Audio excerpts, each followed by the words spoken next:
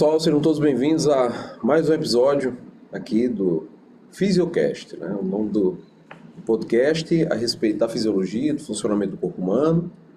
Eu sou Diogo Barros, professor da disciplina de Fisiologia aqui do Centro Universitário Leão Sampaio. Eu estou aqui na mesa com os alunos do curso de enfermagem. Aqui à minha direita tem o Carlos e a Ana, são alunos que estão cursando a disciplina de Fisiologia Humana. Eu tenho aqui o Edilson, que está à minha esquerda, que é meu monitor de Fisiologia, e nós compomos a mesa, né, dessa forma para que aqui haja uma conversa. Então o objetivo aqui é conversar. Nós conversamos agora há pouco a respeito do sistema respiratório para além, né? Então eu sempre gosto de deixar claro que sempre as minhas conversas, elas nunca são em linha reta, sempre elas conseguem ter paralelos entre elas, e vocês podem conferir no vídeo anterior, e aqui nós vamos discutir a respeito do sistema digestório.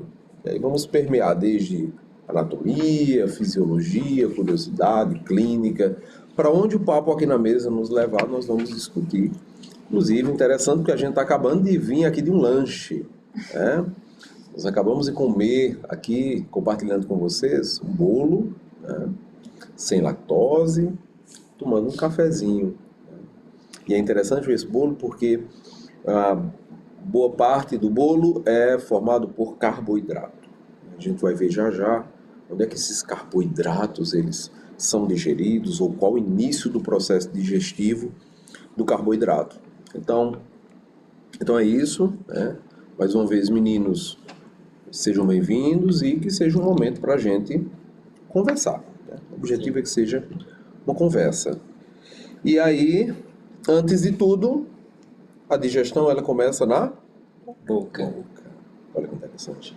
A gente fez um vídeo agora há pouco relacionando boca, na verdade, tirando a relação de boca com o sistema respiratório. Agora a gente está colocando a boca como algo fundamental dentro do processo digestório. Vamos primeiro mostrar para o pessoal de casa, e aí vocês podem até ir se complementando. Quais são as estruturas que fazem parte do trato gastrointestinal, as estruturas tubulares. Eu digo uma e cada um diz uma, tá bom? Boca, foi a primeira que eu disse, então vamos me segurar aqui na boca. Segundo, depois da boca. Esôfago. Antes do esôfago tem algum tubo? Faringe. Especificamente a orofaringe. Né? Então, prestem atenção, alunos, que quando forem citadas as estruturas, a orofaringe entra, a laringofaringe não. Laringofaringe vai responder ao sistema respiratório. Nasofaringe, respiratório. Mas a orofaringe, sim. Tá. Foi do esôfago, depois do esôfago, estômago, depois do estômago, duodeno, depois do duodeno, jejuno, íleo, cólon ascendente, transverso, descendente, reto. Antes do reto tem uma dobra do colo, chamado colo sigmoide, perfeito, reto e ânus. E existem algumas glândulas anexas ali a esse sistema digestório, que são glândulas parótidas, submandibulares e sublinguais, que fazem parte do grupo das glândulas salivares. Elas são responsáveis por produzirem saliva. Saliva, negócio importante. Enzimas digestivas. Enzima digestiva. Que aí é onde começa o primeiro processo da quebra do alimento. Então, Principalmente carboidrato. Então, já que vocês enveredaram pela boca, vamos começar por ela, né? O que é que acontece, né, nessa boca, né? Uma digestão física, mecânica, né? E química. Sim. Né? Como é que é feita essa digestão física? A mastigação. Através de quais elementos? Os dentes, da língua. Bom, desenvolvam mais. Dentes, língua. Os músculos aqui que são responsáveis. Perfeito. Vários músculos, né? Mas principalmente masseter, temporais. Uhum. E a língua? Qual a participação da língua nesse processo? A língua ela vai como é que eu posso falar? Misturar. Misturar o alimento na boca e dar um norte ao alimento para que ele degluta, seja deglutido. Então, Sentir o gosto do alimento. ela vai direcionar, que é um O processo alimento. importante, né? Sim, Direcionar, você está me dizendo então, para os lados, para frente, Isso. para a deglutição acontecer, mas ela também tem uma função sensorial sim. importante. E as né? papilas gustativas. As papilas gustativas. E aí essa importância, né, é diversa, tanto para que eu entenda o que está entrando, né, o que é que eu estou comendo, qual é a característica que eu estou comendo, para que seja sinalizado para uma área, né, responsável por isso, principalmente que é o hipotálamo. A gente vai estudar neuro no próximo conteúdo, né? Até o momento desse vídeo eu não trabalhei em neurofisiologia com os meninos, mas nós vamos estudar o hipotálamo e nós vamos ver que o hipotálamo ele é o centro coletor das experiências de bem-estar. Então, o gosto das coisas ele é dado, né? Ele é permitido também ser sentido ou percebido pelo hipotálamo. Perfeito. Existe diferença entre os dentes anteriores e os dentes posteriores nesse processo? Sim. Qual a diferença funcional deles? Os anteriores seriam mais para rasgar e a parte posterior seria para macerar. Macerar, expor. Né? Vai expor a molécula do alimento. A digestão química que acontecerá através da liberação da Amilase. amilase salivar presente na Saliva. saliva. A amilase vai fazer digestão de quem? Carboidrato. Carboidrato do amido, mais Então especificamente. esse bolinho aí que a gente comeu, ele pode ter começado o processo digestivo na Boca. boca. A gente sente ele começar a ser dissolvido na boca. Isso. Você quer ver um elemento que a gente sente assim muito rápido? Algodão doce. Ele é Instantâneo. muito Colocou rápido. na boca e Colocou, dissolve. derreteu. Fica Vai só ficar o só açúcar. né? Que se deixar muito na boca também vai se embora, Uhum. né? Que é carboidrato também, mas é um processo de digestão mais lento. Mas o algodão doce é interessantíssimo. Quando a gente põe ele na boca, ele vai se dissolvendo naturalmente por conta da salivação. Né? Nós temos 6 pares de glândulas salivares na boca. Né? São 2 parótidas, 2 submandibulares e 2 sublinguais. E mais de 50 tipos de glândulas salivares menores. Existe alguma diferença entre as parótidas e as submandibulares e sublinguais? Sim. Se sim, qual? As parótidas, elas exclusivamente para as enzimas digestivas e as demais também para as enzimas, mas também produzem muco. Perfeito. Em relação à localização, eu sei que tem diferença, mas em relação a tamanho, existe diferença? Sim, a parótida é bem maior. Olha como nós somos perfeitos. Logo à frente e atrás do músculo masseter, nós temos uma glândula que é grande e que armazena enzima digestiva e que vai liberar através do ducto parotídeo e da papila parotídea saliva diretamente em cima do alimento que está sendo macerado. Está sendo exposto ali. Olha como a nossa anatomia e fisiologia é perfeita. E tem até uma curiosidade, viu? Esses ductos, eles têm tanto nas parótidas como nas submandibulares e sublinguais, que por vezes, por excessos de algum elemento que nós tenhamos, inclusive na nossa nutrição, eles podem ser obstruídos. E aí, essas obstruções, essas calcificações que podem acontecer, não são chamadas de pedras, são chamadas de cialólitos. Cialólitos são calcificações de saliva que acontecem obstruindo o ducto liberador de saliva. E aí, dessa forma, há todo um prejuízo, né, funcional na liberação dessa saliva. Vamos lá, a saliva serve para digerir? Beleza. Serve mais para quê? Para fazer uma lubrificação do alimento. Lubrificar ele. Lubrificar, umidificar o alimento, lubrificar a nossa boca, para que a gente consiga fazer isso. A gente está falando, né? Sim. Então, mas serve mais para quê? Para ajudar também na deglutição. Ajudar na deglutição, no E quesito para de ajudar naquela umedecer. formação do bolo alimentar. Formação do bolo alimentar, mas tem algum mecanismo de defesa na saliva? Sim. Nós temos antibiótico na saliva. Tanto os humanos como outros animais têm antibiótico. E no ser humano a gente localiza até o tiocianato. O tiocianato é uma substância bactericida que vai agir ali protegendo a nossa mucosa. Mas mesmo assim há necessidade ainda de nós higienizarmos a nossa boca, os nossos dentes, com escovação, com o uso de fio dental, né? Palito de dente não, palito de dente ele é contraindicado, na verdade.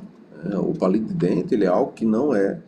Ele gera muito mais prejuízo do que gera benefício. Mas o fio dental e a escovação eles são realmente maravilhosos, muito indicados. E a salivação também tem algumas enzimas proteicas, anticorpos, que conseguem proteger essa mucosa. A saliva também ela protege principalmente quando a gente tem um vômito, que o Conteúdo é ácido, né? conteúdo ácido que vem do estômago para a boca. A saliva também ela é responsável por proteger nossa boca da acidez do estômago. Como é que ela gera essa proteção? Quando Ela a tem o gente quê? sente que vai vomitar, a gente começa a A salivar saliva muito mais. muito. Olha, Tem muita Pra produção de proteger a saliva. o pessoal diz que a Proteger a boca mucosa fica da boca. cheia de água, né? Isso. Mas não é água, é saliva. Como é que ela protege essa mucosa Com bicarbonato, né? que tem nela? É uma dose de bicarbonato que a gente dá. Mais uma vez eu digo, olhe como o nosso corpo ele é perfeito. Porque no estômago é um saco que vai fazer uma digestão muito forte de proteína, né? E que tem que ter um pH muito baixo. Não é fácil você digerir carne. Não.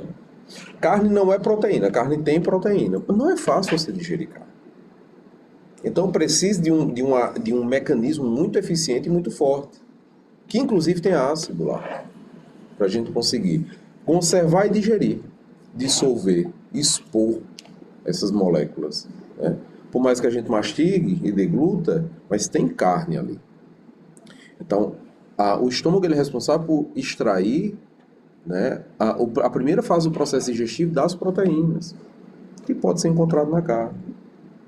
É por isso que quando as pessoas querem suplementar, querem um lanche mais rápido e eficiente, eles podem utilizar a proteína em uma forma diferente, né, para auxiliar o processo digestivo. Já pode utilizar, por exemplo, o whey protein. Porque o whey protein, ele consegue ali, dentro de, sei lá, um scoop, 2 scoops, que geralmente é assim, ter uma 23 gramas de proteínas, que seria o equivalente a 100 e poucas gramas de carne. Sim. Então, é mais eficiente e exige menos do estômago, o processo digestivo, né? Então, a depender do caso, pode ser interessante. Então, a salivação, ela tem bicarbonato, justamente para proteger, inclusive, contra a acidez do estômago. Tem uma condição de doença que gera esse retorno do conteúdo ácido. Você sabe o nome dela? Refluxo. Aí também já dá para entrar naquele assunto que tem pessoas que ela não mastiga bem a comida. Aí quando a pessoa não mastiga bem a comida, que deglute ela vai fazer com que o estômago trabalhe mais, tenha mais liberação de suco gástrico para que faça a quebra daquele alimento. Passa muito mais tempo digerindo. Isso, muito mais tempo. Fora que o estômago tem aquela função de contração, de ondas constritivas, né, que é com o objetivo de fazer uma contração forte para dividir o alimento. Quanto menos digerido, quanto menos mastigado tiver, mais eu vou forçar o estômago. Inclusive o estômago ele tem um mecanismo de esvaziamento, controlador do esvaziamento dele.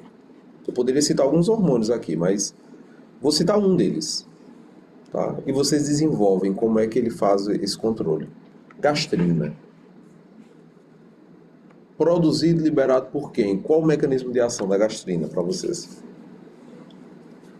Vai ser liberado na corrente sanguínea quando for identificado que a comida não foi digerida da forma como deveria, e aí ela vai inibir o processo de esvaziamento do estômago e estimular o processo de digestão. Isso o estômago trabalha mais. Isso é bom ou é ruim?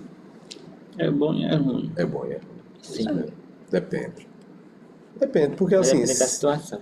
imagine só, Nós estamos gravando aqui no sábado, não sei que dia que você está assistindo isso aí, mas imagine só que hoje, depois do podcast, vocês vão para um pagode.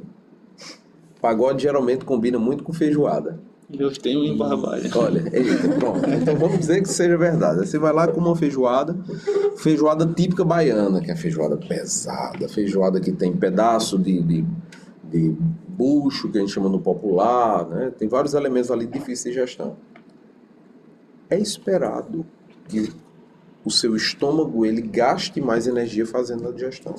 Sim. Porque são alimentos de difícil digestão. Digestão. Fora que, além da proteína, tem gordura. Tem gordura ali também. Bastante. E aí, a presença de gordura nos alimentos é outro fator que pode lentificar também o esvaziamento do estômago. Porque a gente pode pensar o seguinte, ó. Pensa no duodeno, que está recebendo o quimo do estômago. Então, a partir do momento em que o quimo ele sai do estômago e vai para o duodeno, fecha o esfíncter pilórico, o quimo está no duodeno. A primeira coisa que tem que ser feita ali é neutralizar a acidez dele, porque o duodeno não resiste a um pH de 2, sabe? pH de 1,6, 0,8 do estômago. É muito baixo o pH. Aí o duodeno vai lá e joga bicarbonato, pâncreas, joga bicarbonato ali pela vesícula biliar também. Então nós temos ali a deposição do bicarbonato para neutralização da acidez. Só que eu também, quando eu identifico muita gordura, essa gordura tem que ser digerida. E com certa urgência, viu? Porque a gordura não pode passar na forma íntegra para os intestinos. Então o que é que deve acontecer? A bile deve ser liberada para emulsificar a gordura, para quebrar. E a lipase pancreática tem que ser liberada para fazer a digestão da gordura. Então uma vai emulsificar, quebrar, e a outra vai digerir. Isso quer dizer que se eu tiver muita gordura, eu vou precisar de mais estímulo para isso acontecer. Concorda? Sim. E aí, quem é que estimula a liberação? A contração da vesícula biliar e a liberação do suco pancreático. Alguns hormônios, dentre eles a colecistocinina ou colecistoquinina. Então, em presença de gordura no duodeno, é liberada a colecistoquinina. E qual o papel da colecistoquinina? Que eu acabei de falar, estímulo da liberação. Contração da vesícula, liberação do suco pancreático, mas tem outro objetivo. O que é que ela faz com o esvaziamento do estômago? Inibe. Isso quer dizer que quanto mais gordura você come, mais tempo você vai ficar para digerir. Então isso quer dizer que alimento super gorduroso, mas pobre em proteína, pode gerar também uma deficiência ou uma demora maior no esvaziamento do estômago. Só que uma nutrição pobre. Agora junta as duas coisas. Junte proteína e gordura em grande quantidade. Você passa um tempão Muito digerindo. tempo para digerir. Principalmente para quem não é acostumado a se expor a isso.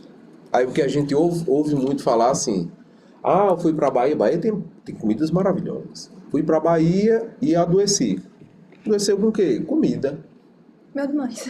Comida, né? Comida muito temperada, comida muito forte e tal.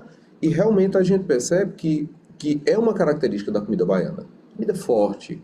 É uma comida que historicamente ela tem um significado. Sim. Né?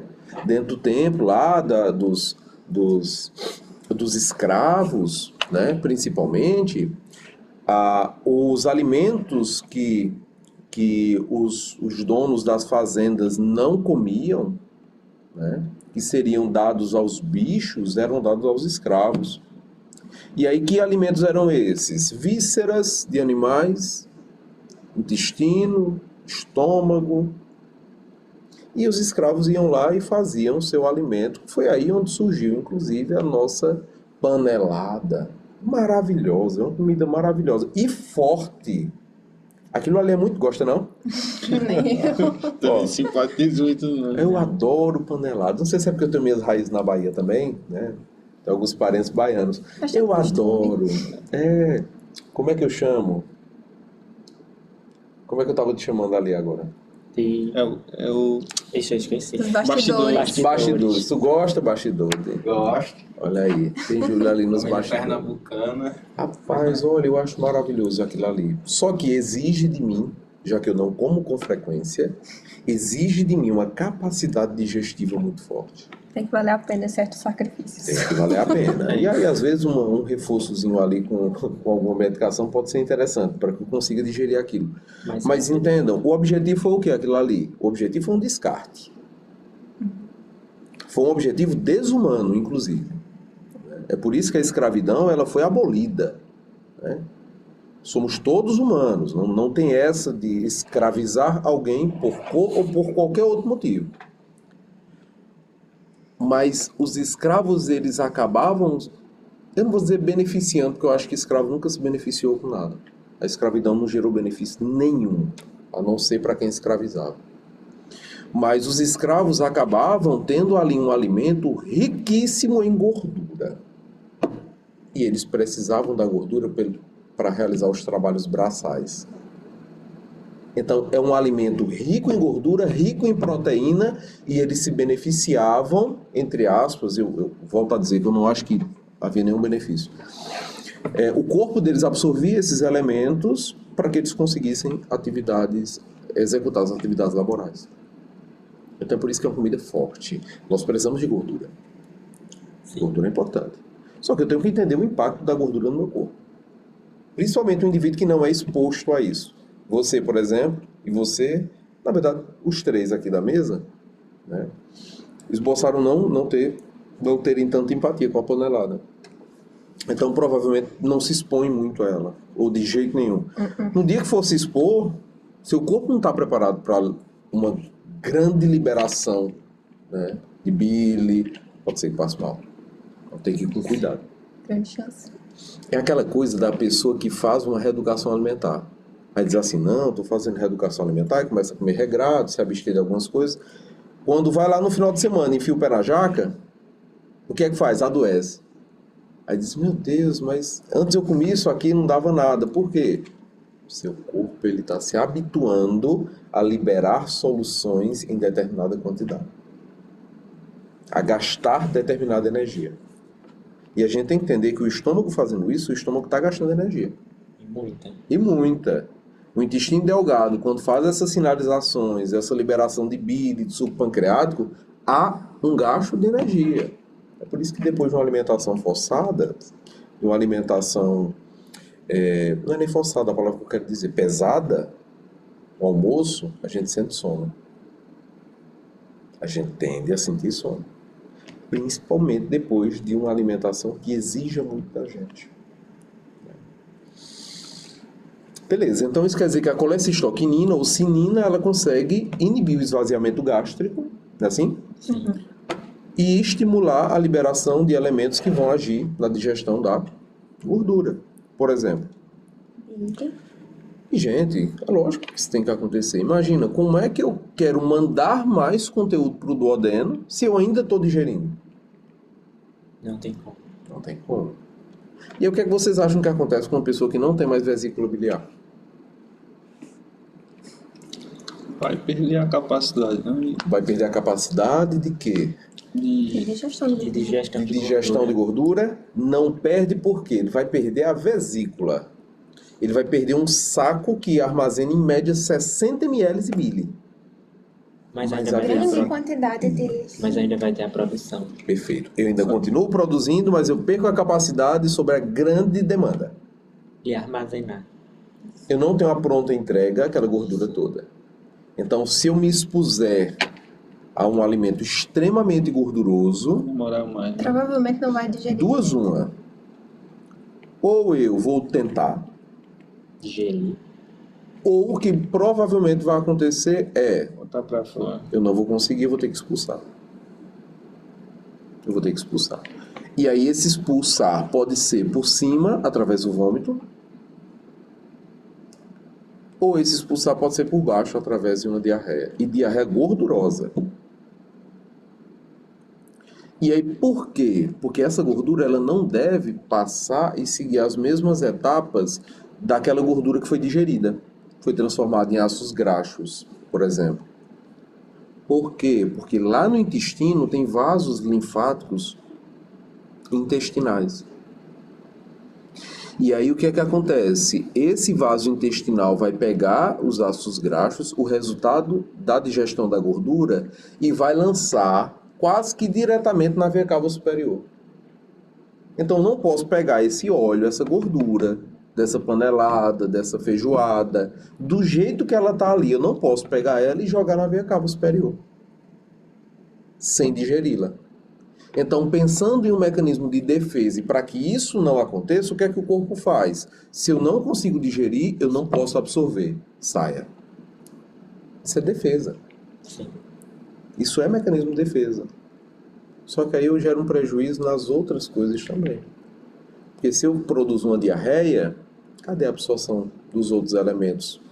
Em quantidade e em qualidade. Seria um exemplo de feedback?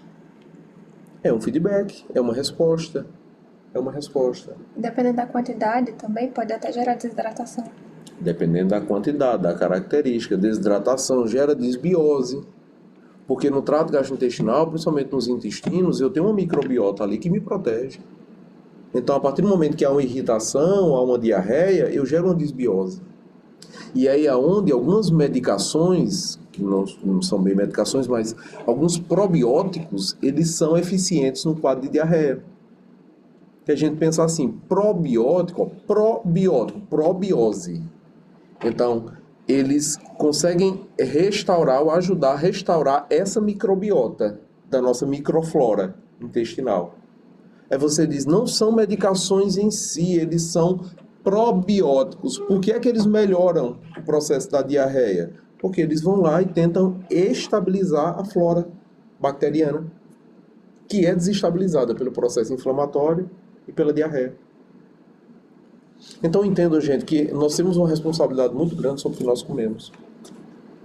Nós acabamos de discutir aqui, de forma bem dinâmica, que a boca ela faz digestão química através da saliva. Mas a saliva não serve só para digerir. É tanto que a gente não libera saliva só no momento em que a gente está comendo alguma coisa. No momento que você fala, você libera saliva. E olha onde é que a glândula salivar está. Ao lado e atrás do masséter. Então, para eu falar, o meu masséter está fazendo isso. Ó. E isso é estímulo para a liberação da saliva. Para lubrificar a minha boca durante a minha fala. E aí eu peço até a você que está em casa, também faça esse exercício. Pense em um limão, você chupando um limão. Se você conseguir pensar bem nisso, você vai conseguir liberar saliva. Em resposta a um pensamento. Por quê? O sistema nervoso ele é tão inteligente que ele engana ele mesmo. Sim. Ele é capaz de projetar. Até se sentir um cheiro do alimento vai produzir muita saliva. Então isso é maravilhoso. Se a gente for analisar, por exemplo, dentro do processo da biofísica da visão, ou fisiologia da visão, né, a biofísica ela aborda muito isso, a disciplina de biofísica. A ciência da biofísica. O nosso campo de visão ele é cheio de pontos cegos. Então, eu não estou vendo tudo isso que está aqui na minha frente. Eu não estou vendo tudo isso. E principalmente eu que sou daltônico, tem cores que eu não consigo enxergar. Mas eu não estou vendo tudo isso aqui que está na minha frente. Alguns pontos que estão aqui, eles estão sendo preenchidos pelo meu sistema nervoso. É como se fosse aquela foto que a gente tira e vai tentar colocar lá no history do Instagram. Às vezes não enquadra bem. E aí o próprio programa ele tenta enquadrar, preencher a foto. Sim. Então o nosso sistema nervoso ele faz muito isso. Ele preenche imagens. Então assim, eu tenho que pensar. Quando eu vou comer, eu penso no alimento e o meu sistema digestório ele começa a responder. O estômago, liberação do suco gástrico, responsável pela digestão das proteínas. Né? As minhas glândulas oxíntocas gástricas, elas guardam pepsina, em forma de pepsina? Não. Por quê? A forma inativa. A forma inativa, como é o nome dela? Pepsinogênio. Pepsinogênio. Por que eu não guardo pepsina? Porque senão vai ia acabar digerir a própria digerir a glândula. própria glândula. Uma autodigestão. Uma autodigestão. Então, a liberação do ácido clorídrico e do pepsinogênio geram, então, a ativação deste, né, em ambiente ácido. O pepsinogênio, ele em ambiente ácido, ele transforma-se em pepsina. Extremamente eficiente na digestão de quem? Proteínas. Vocês vão encontrar algumas discussões dizendo assim: ah, mas o estômago consegue digerir também gordura. Muito fraco esse processo de digestão de gordura do estômago. Ele vai ser muito mais forte como um órgão responsável pela digestão da proteína mesmo. Então nós citamos 2 hormônios que fazem digestão, que fazem a inibição do esvaziamento do estômago: gastrina, colecistoquinina ou cinina. Tem outro? Serglicina. Tem outro? Que inibe o esvaziamento? Deixa eu não tô lembrando. Não lembro. A secretina. Tem algum hormônio que estimula o esvaziamento? Motilina. Botulinum. Então isso quer dizer que essas substâncias elas vão mediar o processo de esvaziamento ou não, de acordo com a necessidade ou de acordo com o processo que está acontecendo. Se o duodeno ainda estiver fazendo digestão, o esvaziamento vai ser inibido. Se essa digestão estiver acontecendo de forma mais lenta por algum motivo, uma falha do pâncreas de produzir suco pancreático, uma falha hepática de produzir bile, vai lentificar o processo. Então, mas tem outro cara que interfere nisso aí também, que é o sistema nervoso. Pessoas ansiosas tendem a ter modificações, Sim. inclusive no processo de esvaziamento. Porque o sistema nervoso autônomo, ele interfere em um sistema próprio do gastrointestinal, que é chamado de quê? Como é o nome do sistema nervoso do trato gastrointestinal? Sistema nervoso entérico. Tem o plexo bioentérico e o plexo, Submucoso. que reagem também ao sistema nervoso autônomo. Autônomo. Simpático e... Parasimpático. Olha aí. Então isso quer dizer que as descargas de adrenalina inibem ou excitam, de uma forma geral, o trato? Inibe. Inibem.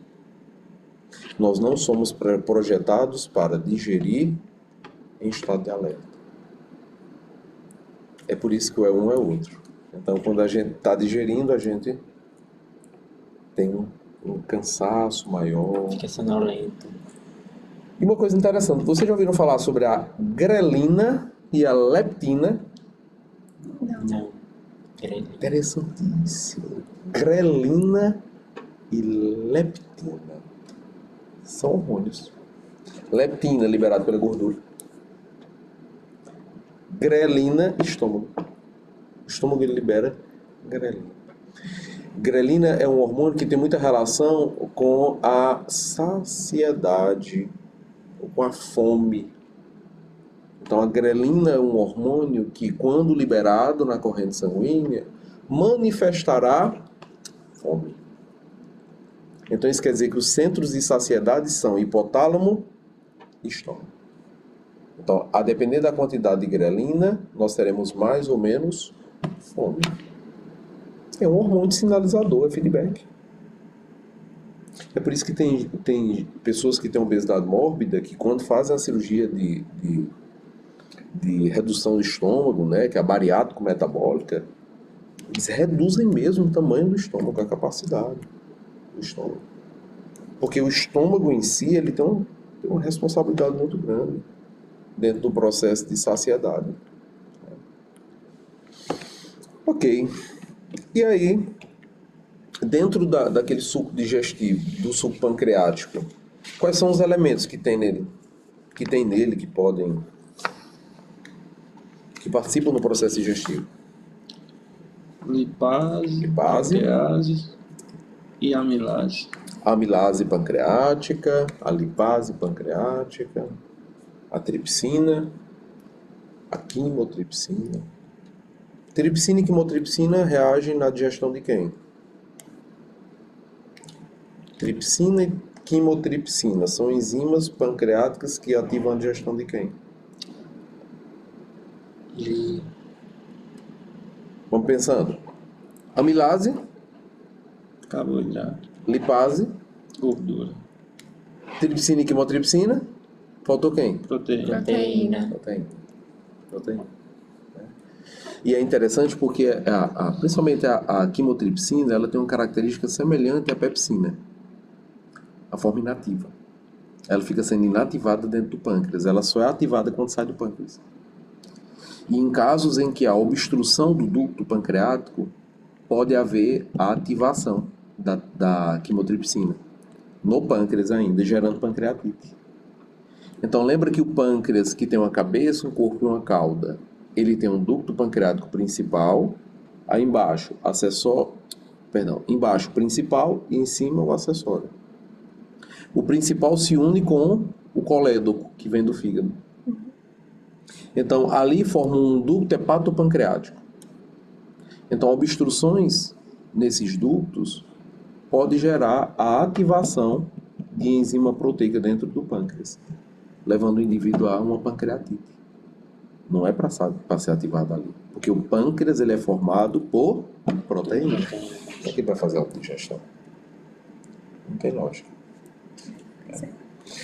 Então, assim, pessoal, dentro tudo isso que a gente discutiu, né, da fisiologia, né, do sistema digestório, nós percebemos a importância das glândulas salivares, gástricas e duodenais, né, que tem o pâncreas e o fígado.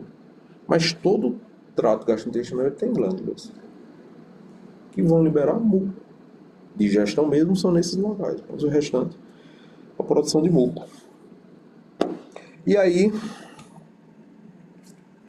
alguma observação? Não. Vamos para as perguntas? Vamos. Me diga qual é. Por que o estômago ele produz ácido e qual a sua importância?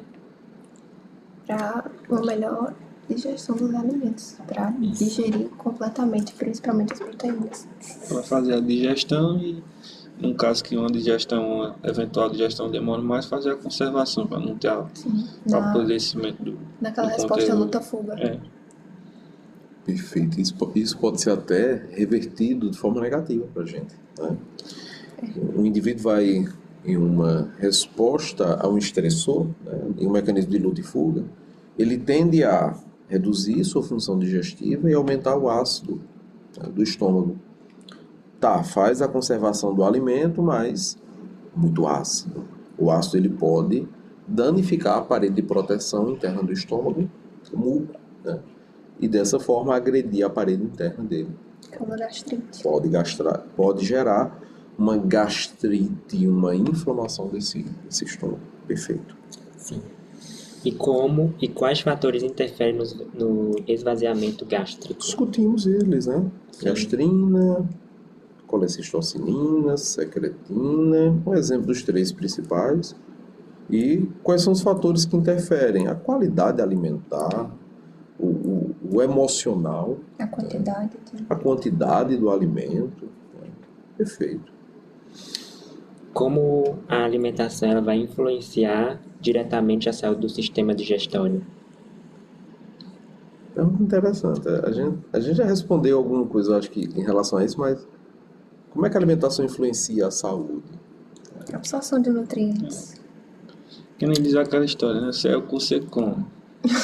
Se você come coisa rica em fibra, proteína, você vai ter umas... Você é rico? Né? Se eu como coisa rica, eu sou rico. Né? Se eu como coisas saudáveis, eu tendo a ser saudável. Se eu como porcaria, aí você terminou a frase, né? Mas O corpo responde a isso. responde a isso e a resposta é inflamatória. Sim.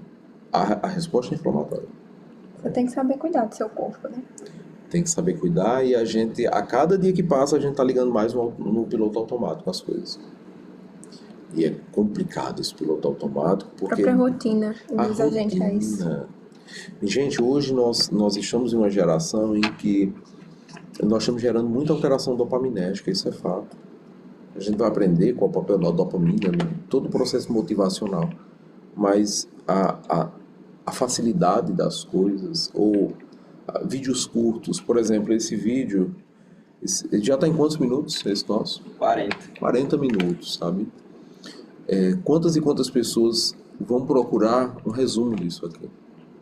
Né? Porque pouco para assistir um vídeo de 40 minutos ou 1 hora. Quantas pessoas colocam na velocidade 1.5? E se parar pra assistir, nem tá prestando tanta atenção na grande maioria das vezes. Então a gente tem que se policiar quanto a isso. Porque nós precisamos estar presentes. Né? E isso influencia a nossa digestão também. Então, nós estamos a cada vez mais, né, migrando para comportamentos rápidos, onde eu pego um cup noodle, coloco acho que é assim que chama, coloco no micro-ondas, em alguns minutinhos me dá uma sopinha, entre aspas. Não, pensa uma janta. E aí a capacidade nutritiva disso é muito baixa. Como é que eu vou extrair? Sódio também. Como é que eu vou extrair isso aí? Eu vou dar uma bomba de sódio, vou dar uma bomba de elementos que tem lá, né? E conservante, né? Outra coisa, o pessoal fala muito assim, você treina, tal, compra as barrinhas de proteína. Gente, não é a mesma coisa. Se a gente for analisar a maioria dessas barras de proteína, elas vão ter ali 10, 15 gramas de proteína, algumas 8, nem são proteínas de qualidade. E quando a gente olha as calorias dela, muitas vezes equivale a calorias de um prato de comida, de um PF. E a saciedade? O negócio é grande. Tá entendendo? Então, assim, mas eu posso substituir uma janta por uma barrinha dessa, ou como 2 barrinhas dessa. Você tem que analisar o que é que está entrando no teu corpo ali. A qualidade da proteína que está entrando no teu corpo. Se realmente vai ser algo que vai vir a teu benefício ou não. Ou não. Então, assim, nosso corpo, ele adora disciplina. Eu sempre digo isso. Ele adora disciplina. Nós temos hora para tudo no nosso corpo. Sim. O ideal seria que nós tivéssemos, né? Por exemplo, eu almoço meio-dia. Meio-dia eu vou começar a ter fome. O corpo está acostumado com isso. E já perceberam que se a gente não comer com o tempo, passa a fome? Sim. Foi o que aconteceu. Gliconeogênese hepática. O fígado, ele foi lá e, deu a glicose necessária que teu corpo estava pedindo. Passou a fome. Tu teve que pegar em estoque. Entendeu? Isso pode ser bom ou pode ser ruim, depende do objetivo. Utilizei isso hoje. Né? Café da manhã, pulou ele. Importantíssimo o café da manhã. Né? E às vezes a gente não dá o valor necessário, ou por algum motivo não houve tempo, né? Para sacrificar. Ficar sem comer de manhã. Eu também. Se eu ficar sem comer de manhã, eu passo mal mesmo. Eu também. Eu só não Muito comi mal. porque não deu tempo. Passa mal não, mas arrumar um ovo fica gritante, viu? Não, eu realmente passo mal, eu não consigo. Interessante. Eu como a mesma coisa todo dia. Todo café da manhã o meu é a mesma coisa. É 1 ou 2 pães com 3 ou 4 ovos. Vai depender muito de como é que vai ser. Com um pouco de requeijão, 0 lactose e 1 xícara de café. Todo dia é a mesma coisa, meu lanche. Todo dia Ótimo. o meu lanche é a mesma coisa. Whey protein, 30 gramas de whey protein, com 2 frutas, 3 frutas, vai dar em média 30 gramas de carboidrato. Coloca um leitinho ali também para aumentar um pouquinho o carboidrato quando diminui a fruta. E todo dia eu almoço a mesma coisa não, mas a mesma quantidade, a mesma. O corpo adora isso aí. E responde muito bem a sua demanda Responde diária. muito bem. E vai responder muito mal quando eu falhar. Sim. Porque o senhor está saindo da disciplina. Entendeu? Então, por exemplo, almoçar 3 horas da tarde para mim é muito ruim em comparação a outra pessoa. Isso pode ser muito ruim para mim. Mas em compensação eu respondo melhor se eu quiser comer um doce do que quem não tem rotina e treino. Então quem treina responde muito melhor a uma hiperglicemia, um aumento da insulina do que em comparação a quem não treina. Então, assim, tem o lado bom e o lado ruim, tudo isso. Mas o sistema gastrointestinal, ele adora rotina. Adora rotina. Por isso que é importante a ligação entre o sistema nervoso e o sistema gastrointestinal. E a última pergunta? É verdade que temos que mastigar 72 vezes para deglutir? O que vocês acham? Depende muito Vai do depender, alimento. que aqui vai entrar aquela questão que eu falei anteriormente sobre aquelas pessoas que elas colocam o alimento da boca e não tem aquela mastigação essencial para que aquele alimento chegue quebrado no estômago. Ela só deglute, coloca na boca, sente e deglute. Então, não é assim, não é verdade, tão verdade que tem que mastigar 72 vezes para poder deglutir aquele alimento. Vai ter É porque algum a gente não tem alimento que outro que contar não isso, precisa né? tantas vezes assim. E também nem tem como dizer, mastiguei 72 vezes. Não tem que ficar contando contando. tanto aqui, tanto desse É lado. mais do instinto, você vê que aquele alimento já está todo Você sente. Que, conjugado, como se não junto. tivesse mais o que mastigar, aí você... deglute. E eu ainda digo mais. Nós conseguimos gerar muito prejuízo nesse processo, não dando atenção suficiente. Então, por exemplo, você vai assistir uma série super empolgante. Tu muitas vezes vai falhar na mastigação. Sim. Então não é interessante você... Porque ali você vai estar concentrado em outra coisa, não... E também entra até a questão da produção de saliva para ajudar na digestão do alimento. Você fica concentrado numa Na coisa série. mais do que na outra, e aí você liga no automático e faz mal feito, digamos assim. E a salivação, quando a gente está exposto a estresse, ela diminui. Ela diminui. Ela é inibida. Sim. Ela é inibida. E outra coisa, quando nós estamos distraídos, né, assistindo TV, por exemplo, até nosso olho ele tende a ressecar, a ter mais problemas no olho, a irritar, porque a gente pisca menos. É um processo automático até, o piscar. Ó, vocês percebem agora que vocês controlam o piscar, mas talvez hoje ninguém tenha percebido ainda que você consegue controlar. Quando a gente tá prestando atenção em algo, pisca bem menos. Leitura, TV, a gente pisca menos. Então olha só como a gente tem fios aí soltos para próximas gravações. Não E olha dá como pra o falar corpo de ele é fisiologia fantástico. sem fechar outras Tem coisas. como... Não Porque dá. são tudo interligado um com o outro. Um Tudo não vai tem uma funcionar explicação. separado do outro. Tudo É o tem bicarbonato explicação. que age no sistema digestório que veio lá do respiratório. Tudo. Se a gente for quantificar aqui, nós falamos sobre a maioria dos sistemas. Foi citado nervoso, foi citado cardio, foi citado pele, foi citado renal aqui, foi citado Muscular. digestório, muscular, respiratório. Né?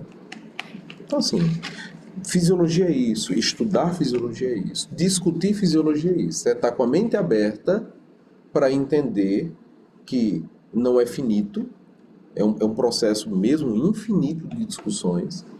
E para entender, e aí você de casa, para você sentir um pouco aqui como é que está a nossa dinâmica, nós planejamos aqui nesse primeiro, fazer um episódio, nós estamos no segundo aqui já.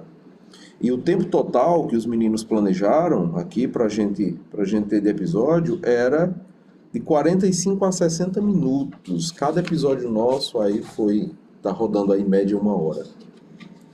Então, com discussões pontuais. Imagine se nós fôssemos puxar a minúcia de cada coisa dessa.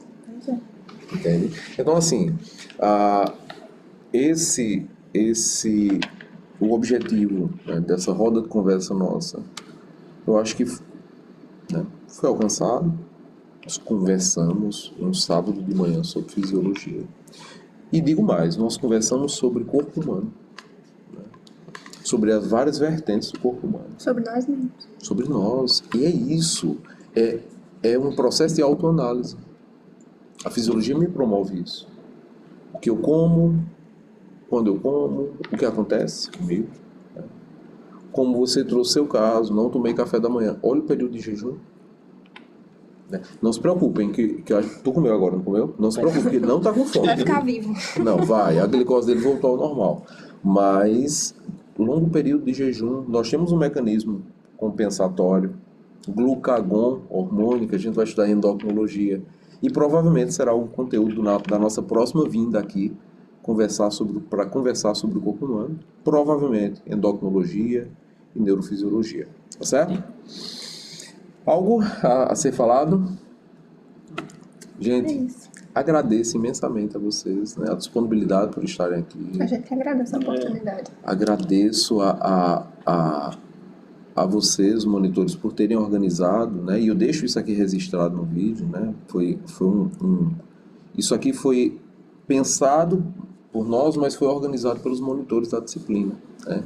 E que vai ser inserido, né, na disciplina de fisiologia e inclusive o meu projeto de mestrado, né? Eu deixo isso aqui público. O meu projeto de mestrado é sobre desenvolvimento de podcast no processo de ensino e aprendizado de disciplinas introdutórias a curso da área da saúde, aí vai de fisiologia, anatomia.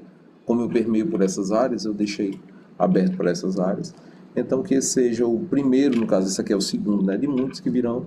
Agradeço a vocês imensamente, tá certo? Qualquer dúvida, vocês tenham aí de casa, vocês deixem aqui nos comentários, sugestões para próximos eventos, e é isso, né? Só para finalizar, falar uma frase de encerramento As frases.